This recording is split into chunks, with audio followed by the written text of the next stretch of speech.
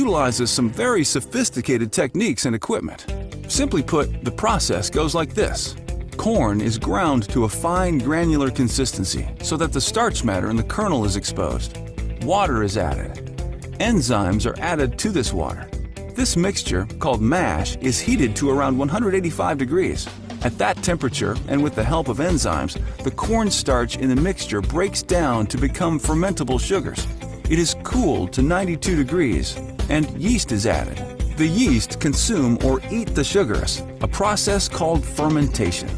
As the yeast ferment, they release carbon dioxide and convert the sugars into alcohol. This fermentation process takes between 52 and 62 hours.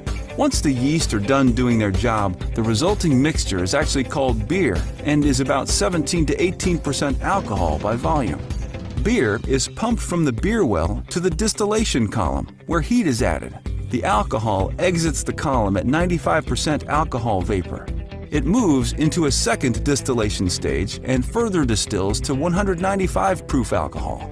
The alcohol then passes through a condenser, which turns the vapor to liquid.